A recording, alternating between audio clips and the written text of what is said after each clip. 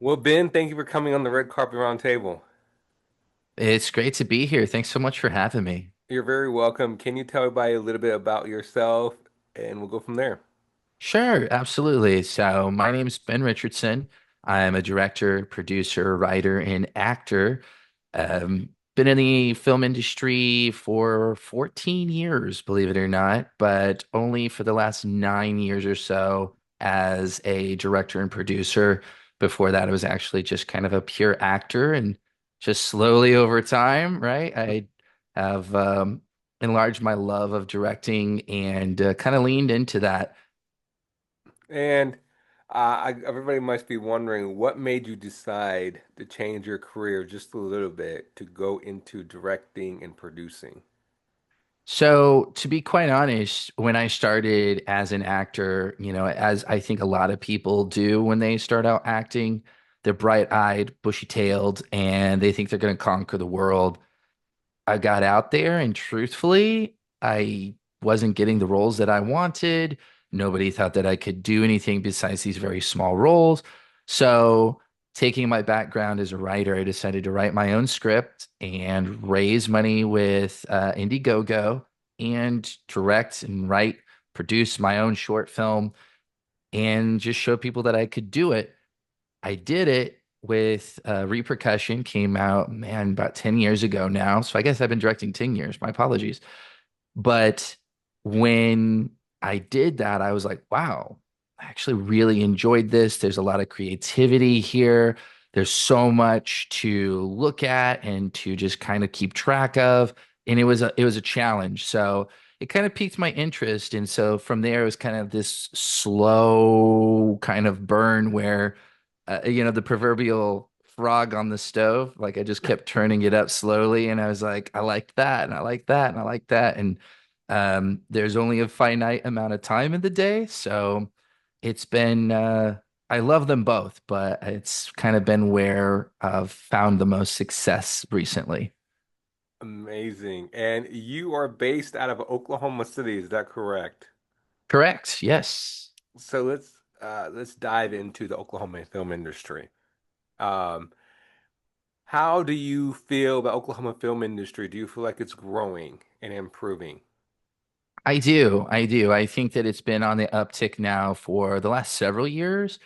Mostly due in part to the film incentive that we have in the state. There is a wonderful state incentive that is 30% cash rebate of everything that you spend in the state. You get back as cash instead of tax credits, which is great. It's been able to help the economy, bring in projects from outside of the state that I don't think would have normally come here. Things like Killers of the Flower Moon, Tulsa King, Twisters, to name some of the larger ones, but even some independent ones. Minari is a great one that was obviously it's an Oscar-winning film now. And there's some wonderful local artists, and independent filmmakers that are also taking advantage of it. And to me, that's what it's all about is not just bringing in these big shows, but also perpetuating the Hmm. in-state market and helping the locals get better and better and better. And you're absolutely right. The film industry is growing in Oklahoma, um, and which is amazing. And the city is growing in Oklahoma, um, which it was a long struggle, but it's showing the Oklahoma is making the maps of the film industry. Um, that's one thing I love hearing about it. And I want it to keep growing in Oklahoma City. And so uh, many more great movies will be filmed here. Twister was amazing here. Tulsa King was amazing. The other names you mentioned were amazing as well. And I'm so proud that they came to represent the state of Oklahoma. Yeah, well, and let's not forget about Tulsa either. Oh, I'm sorry. They're Yes, Tulsa, so Oklahoma. I'm great up there. sorry. Res Dogs was 3 seasons. Now The Lowdown is premiering on FX. That was filmed in Tulsa. Sarah's Oil is going to come out next year, I believe. Hmm. I There's believe, some buzz yeah, about next that year. one. It's yeah, I think it's early, it's either late this year and early next year. And there's just a lot of buzz about all those things. So Hmm. it's really the state as a whole, and not just the state incentive. There's Oklahoma City has their own incentive. The Cherokee Nation has their own incentive. It's just kind of screaming at you like, hey, film here. Hey, you. Hmm. And it's amazing. Tulsa, Oklahoma City, Cherokee Nation, all coming 100%. together to make Oklahoma great, you know. So, as yourself, what is your well, rewind a little bit. What is your current project? Thank you. What's your current project that you're working on right now, or directing or producing or writing, if you're allowed to talk about? I understand you may have signed the DNA, which is totally fine. But if you're allowed to talk about your upcoming projects and what's most exciting about it that you would like to tell the audience about? Oh, well, thank you. Yeah, I've got a few irons in the fire. Do have a short film that is premiering next month that I made in conjunction with four other films for raising awareness of first responders and military veterans. Hmm. Mine is on the first responder kind of echelon of things. It's called Smoke, Embers, Ash. I directed it. It was written by Bree Bolton. She is a BIPOC screenwriter. She currently now is in the writer's room for a TV series on Sci-Fi Network, but it was great to get to collaborate with her on this poignant story. It deals with anxiety, it deals with real life danger, and just kind of what that PTSD looks like and CPTSD, how we can overcome it, and kind of how it's really, really real. Like, I don't think people Hmm. think it's real. Look, I can, if I'm going to be honest with you, I didn't used to really think it was real because until you experience it, sometimes you're like, well, I don't know, maybe you're going to be fine. Like, it's going to be fine. But when you're going through it, it feels like the air has been sucked out of the room, like you are being closed in upon. So this tries to visualize that to help people that may not have that experience know what their friends, family, loved ones are going through. And it also is to try to help people that are going through that understand that they can reach out to people that aren't in their normal circles. It really tries to break down barriers between age and cultures so that they can feel comfortable about that. So that was really important to Bree and myself when we were creating the project. And so that's coming out next month at the Red Brick Road Film Festival in Oklahoma. Besides that, been very lucky. I helped direct and produce a TV series earlier this year in Madagascar, Africa. It's called The Mercy Ships. It premiered in June on Angel Studios Network. So you can actually see it on Angel Studios their app, like Netflix, their streaming app. And I was able to, I think three of the storylines that I directed was kept in there. And we got greenlit for season two. Just got back from that about 2 months ago. So it's really grown as a series. So really excited about that one. And then probably the final one, the final one that I'm working on is if you followed me, you may have seen A Little Dead. It won an Emmy a couple of years ago. It's my proof of concept short film that's based on true events about my grandpa. We are making it into a feature film that we are shooting this January and February of 2026. And so we're raising funds for that. And just it's coming together beautifully. It's a beautiful story that I hope does everything justice. And it's just a lot of amazing people involved with it. And so I can't wait to dive into all of these. Well, amazing. The one I'm excited for is the first responders.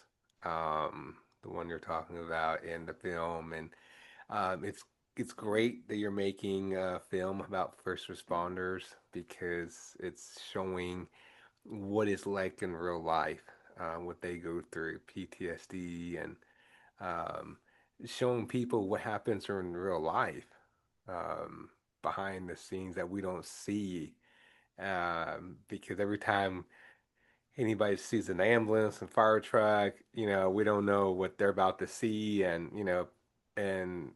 like you said, unless you experience it and see in real life, people will understand it more.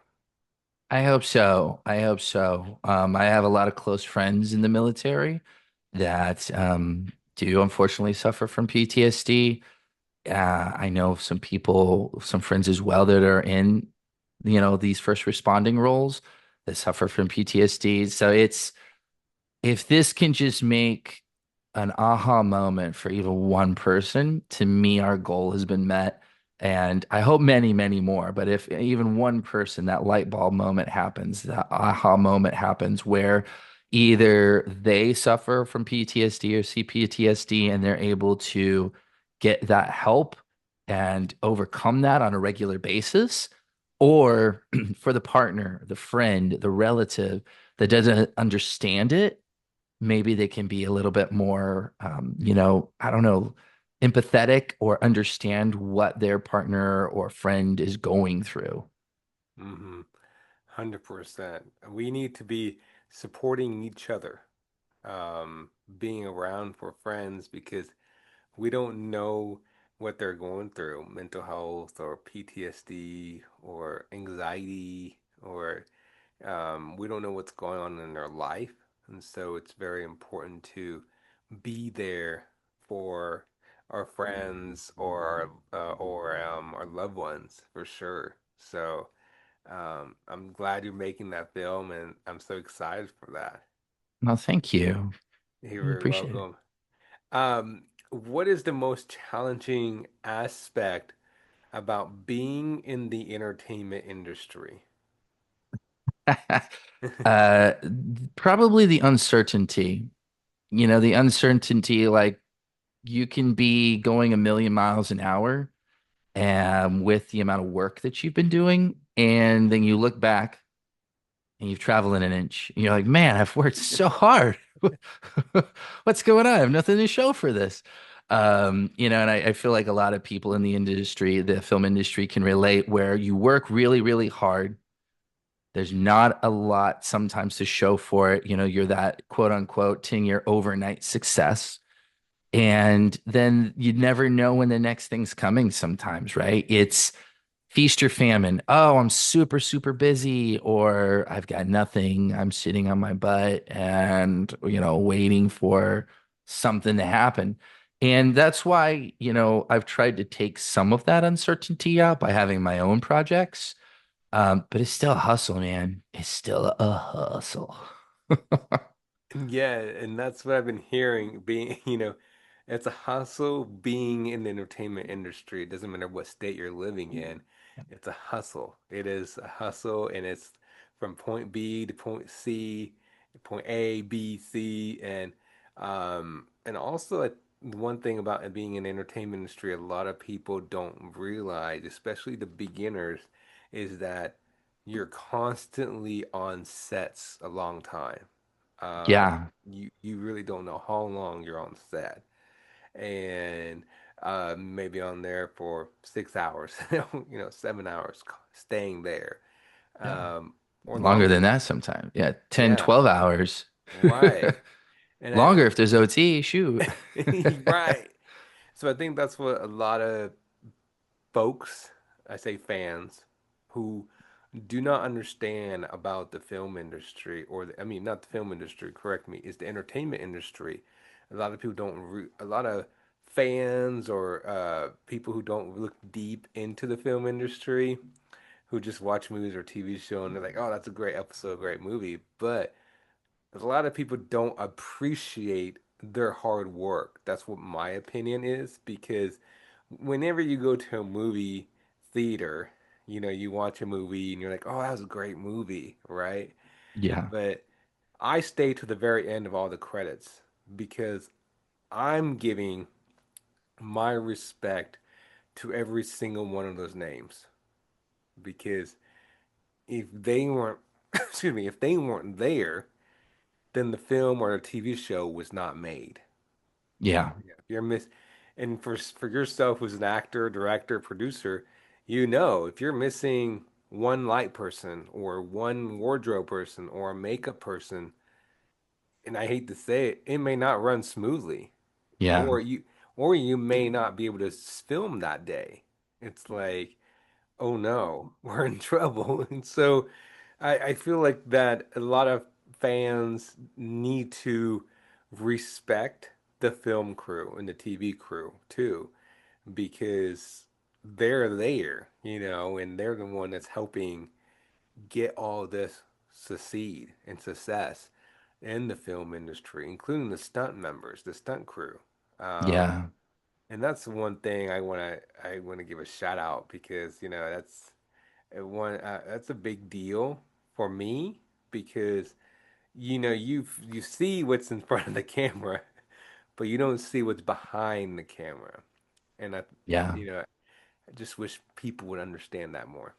Well, there's a difference in my opinion, I think a lot of people's opinion, that there's a difference between content creators and filmmakers and crew. And I think that there's people that get on, YouTube or TikTok or Instagram and they create stuff and there's one of them or two of them, at the most, maybe three of them or whatever, these small teams. And they're like, well, I don't understand. Like we do it, but it's different. It's a different medium and they're apples and oranges. You just can't compare them. And so when you're like, well, it's not that hard, it is, and you're looking at this on different scales. You're looking this for different outcomes, right? We're not looking most of the time at a vertical output for a phone and 9 by 16. We're looking at, telling a story in a different way. And I'm not here to say that anyone's right or wrong.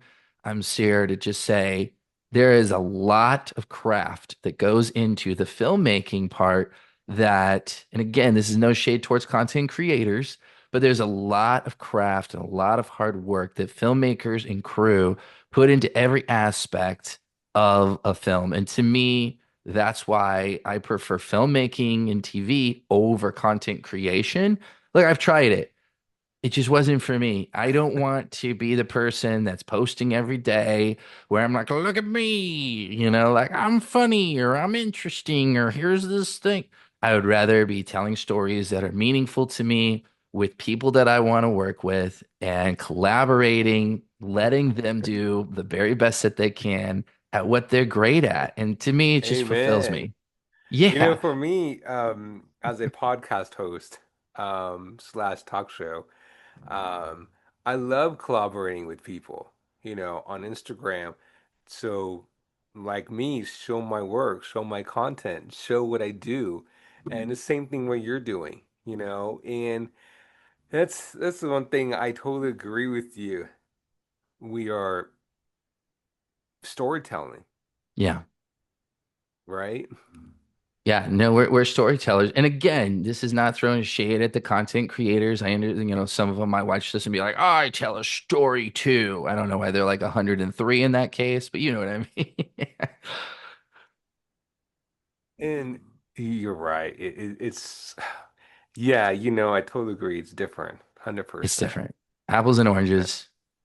So Ben, ooh, you have a lot of title under you. When, making me think you're an actor, director, producer, and a writer. Is there another one that you're hiding?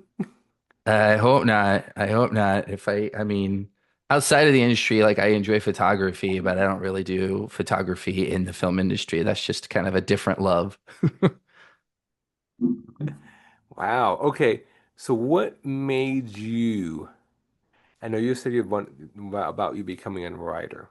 Mhm. What makes you think and how do you write the script? So, I mean, for me, there's been an evolution in how I write and what I write. If I'm going to be transparent, when I wrote Repercussion back a decade ago, it was for the wrong reasons. I wrote it so I could be the lead. So it was all about me. And, I'm not really proud of that project now. Like it served its purpose and it did help people see me. And that's great. But beyond that, like I hope it was a decent story and I hope this and that, but at the end of the day, the reasoning behind the writing was wrong. So I promised myself that I would never do that again, that there had to be a reason that I was writing it besides self gratification or personal gain. I was like, I don't want to do that. So I try to now come from my writing from a place of what do I want? What do I want to tell? What is this story? And what does it mean in my life or the lives of those around me? And so if you look at all of the successive films, whether or not they were good or not, because I think we're always still growing. In fact, I think my second film was worse than my first film, but it was growing. Preservation went straight to YouTube and it's pretty bad. But I mean, the acting's pretty good, but the technical side of it's pretty bad. But it was about a home invasion and standing up for your family and it was something that I could stand for. My next film was The Fisherman. It was in a polarizing time of the country when the president at the time was talking about building a wall between Mexico and the U.S.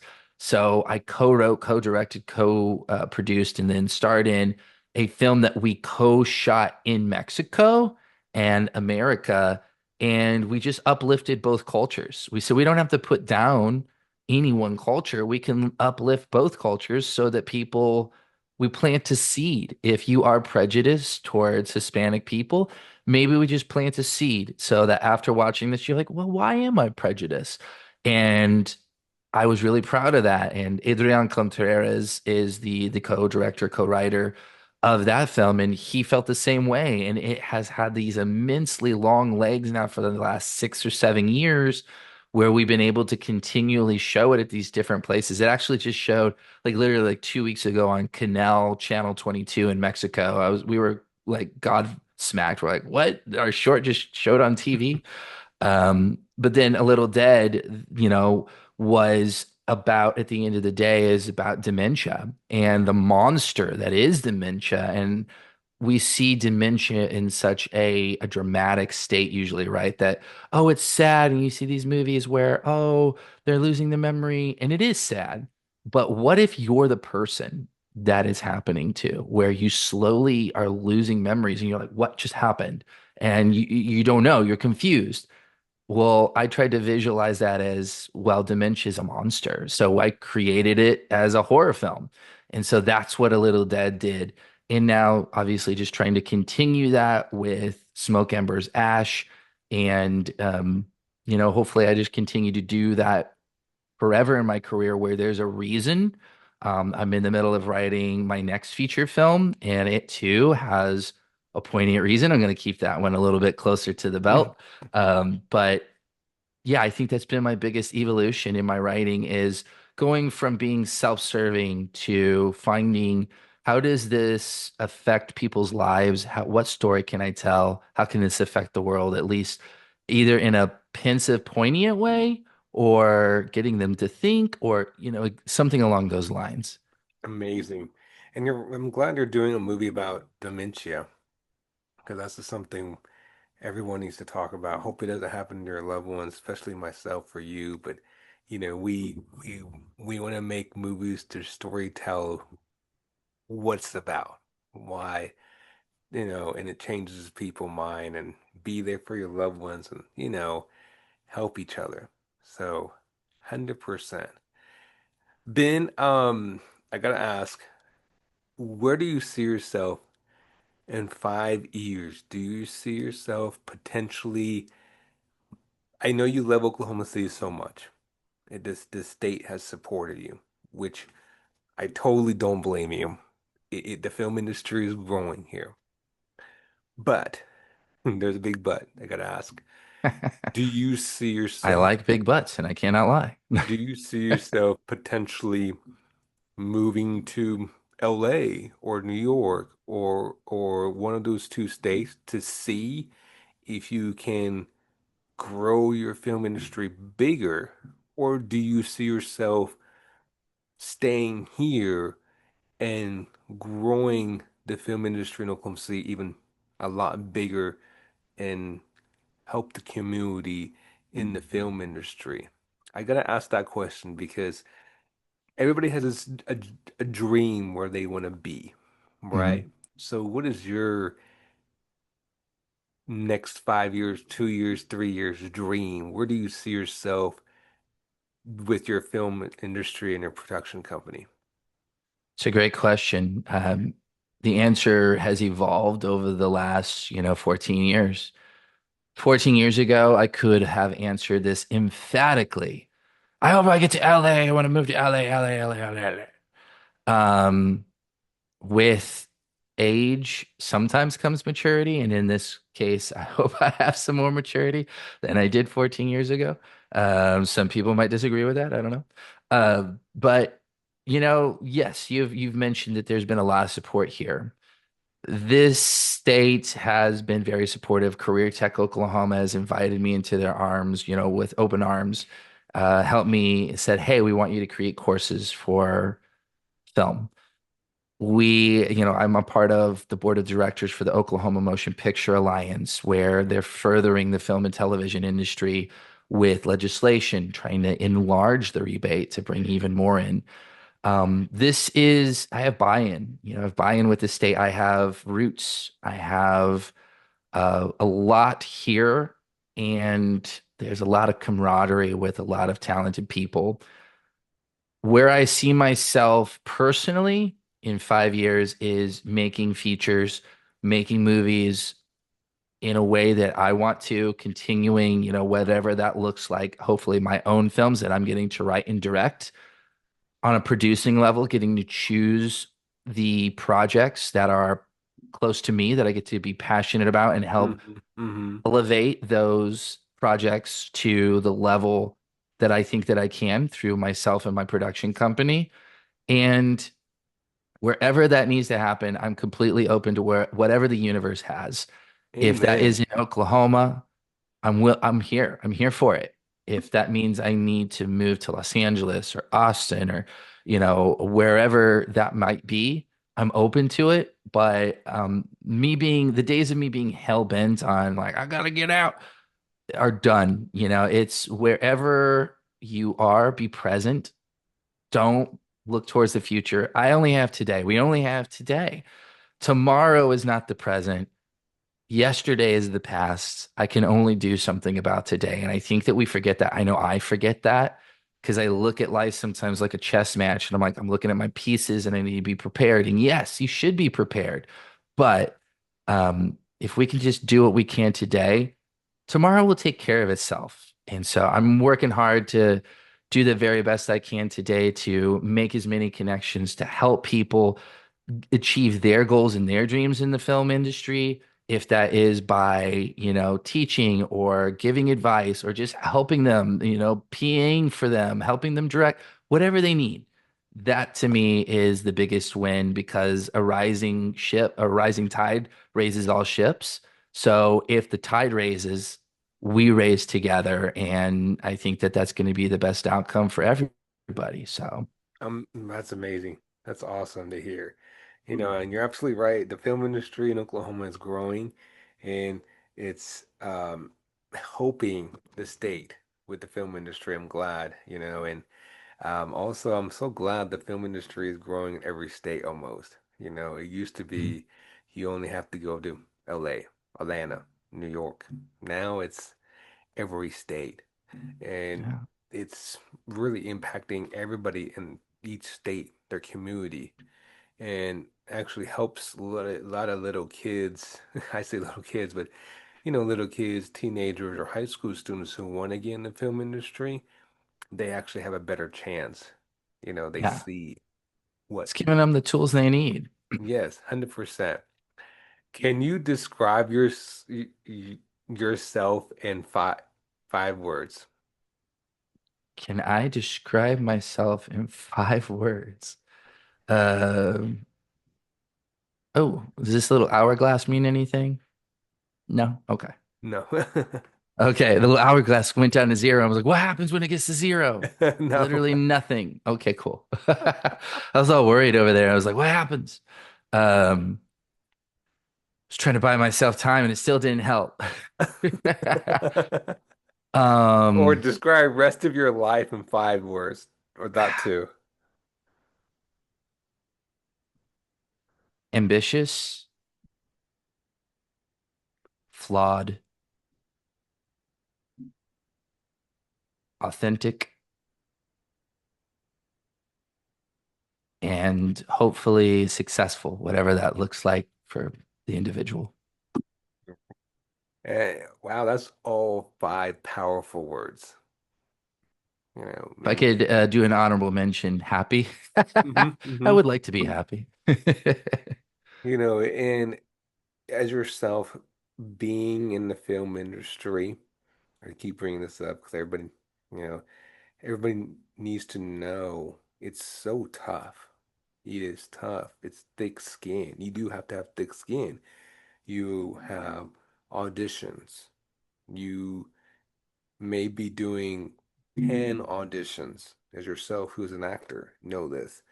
You may be doing, and you may be doing a roller coaster. Up, down, up, down. It might be so exciting. You got to roll and still going, still going. And all of a sudden it just goes flat. There's nothing. Yeah. As your personal story as auditions and all this roller coaster, have you ever thought in your career that you said to yourself, I'm gonna quit? And if so, what encouraged you to continue growing and keep staying in the entertainment industry? What kept the faith? So it's funny that you mentioned that. I actually was going to quit the film industry 2 years ago. I had been in it for 12 years total as an actor and a director. I'd been directing for 8 years, had marginal success at both. But honestly, yeah, it's a grind, especially post-COVID, right?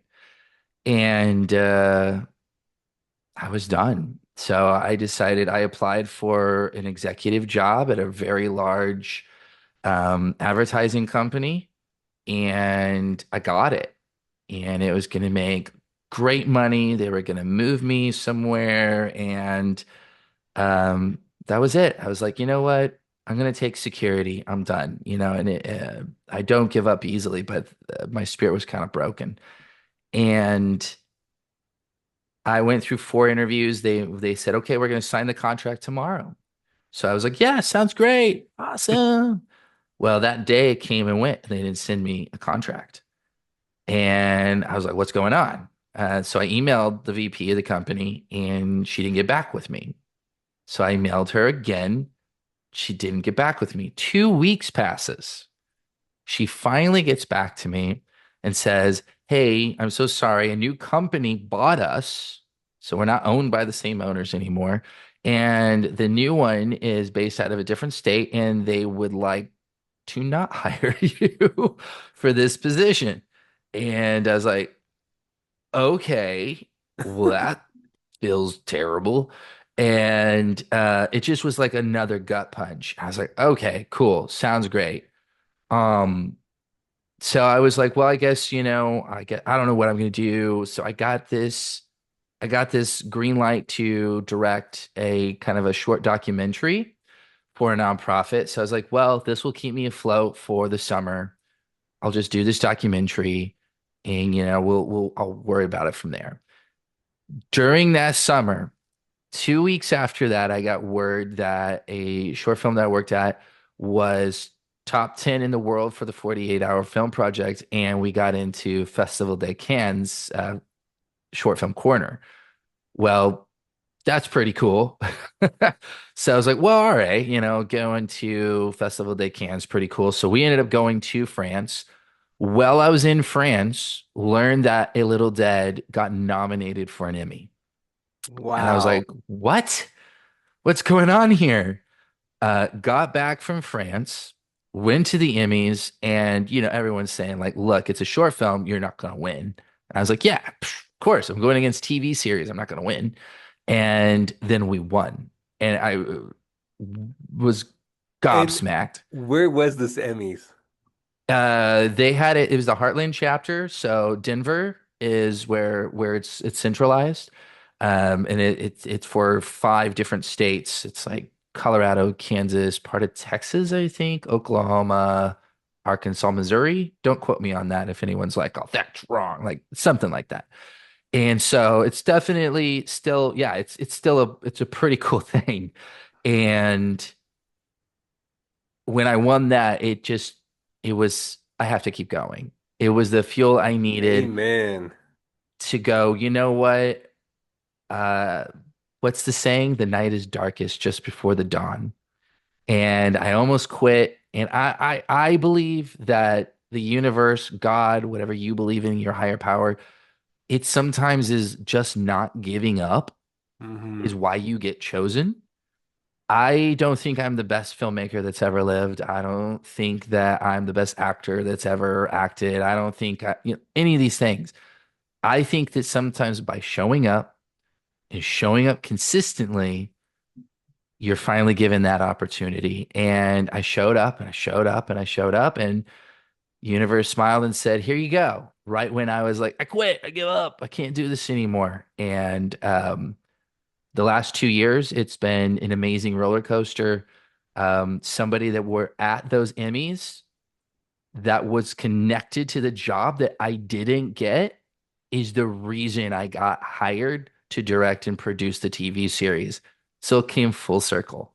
It just, It's amazing. God, I'm a believer in God and Jesus Christ. And, God had a plan for you. And it's amazing. And I'm glad you're still in the film industry to keep the success going and keep your storytelling and keep making your films. It's so powerful. It really is. thank you. You're very welcome. So, what's your message to the state of Oklahoma? And first, to do that, state of Oklahoma, for all these young kids and teenagers who want to be in the film industry, what's your message for them? And what encouragement can you give them that if they want to follow the footsteps you're doing, or any young actors or actresses out there who are watching this video, or following you, or following any Oklahoma actors, what's your message for them? Don't give up. Keep making stuff. If you're a filmmaker, make stuff.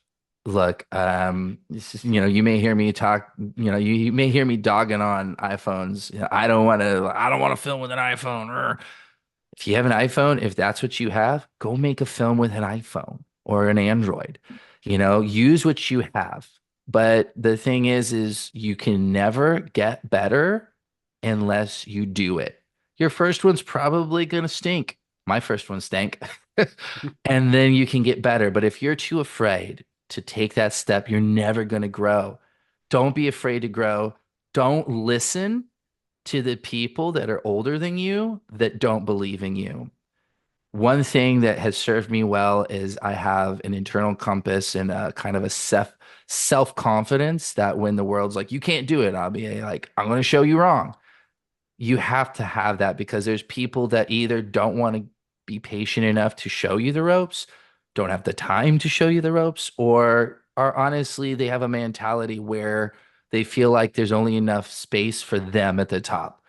There's room for everybody. And so I say, keep going. Look for the people that are willing to collaborate. You'll grow together. If you're an actor, don't let no be the answer that you take. There's a next one. Amen. Get in the room. If you're in the room, if you're in the audition room, metaphorically or actually, if they've given you an audition, that means you have a chance. I'm here to tell you that now being on the other side, if I think you have zero chance of getting the role, I'm not wasting my time by auditioning you. Hmm. So Hmm. if you got an audition, you have a chance. So take that seriously. Take every one of them seriously. Like if you're a baseball player running to first, run full blast. Like if you're an actor, don't go, you know what? This is a real shitty role. Pardon my French. This is a real crappy role, right? Take it seriously because you never know who's watching that work ethic, and you never know who's going to help you out later because of something they saw you in beforehand. So don't take no for an answer. collaborate with people that are like-minded and are going to help you grow, and just keep doing it. If you're an actor, keep acting. If you're a filmmaker, keep creating. Amen. I totally agree with you. Thank you for sharing that. That's so powerful. Don't give up. Keep the courage. Keep going. And of course, keep the faith and collaborate with people. Instagram is a great way to find people, collaborate with them on Instagram, connect, and find the connection through that. That is 100% true. So I appreciate you sharing that. Where can people find you on social media? On the Instagram, I am at Ben Richardson 24. On the Facebook, if you still have that, it's just look up Ben Richardson. I'm one of them. I'm the one that looks like me. Um, those are kind of those are the ones I kind of pack on a little bit. I don't really do the X Twitter thing anymore and anything like that. So that's pretty much it. I tried TikToking once, it wasn't for me. I totally understand. Well, Ben, thank you for coming on, and I look forward to having you back on again on my podcast and talk about your next upcoming projects. Sounds great. Thank you so much for having me. You're very welcome, and then thank you for following me on Instagram, and again, it's the support we have to, we have to do in our community to help each other and collaborate, like you said, to grow and communicate and connect with people. That's the one thing. Always don't forget to collaborate with anybody if you can, and that's how you make friends and and grow in the entertainment industry. 100%. I agree. Yes. Well, thank you again, Ben. I look forward to talking to you soon. Sounds good. Thank you. You're welcome. Bye-bye. Bye bye.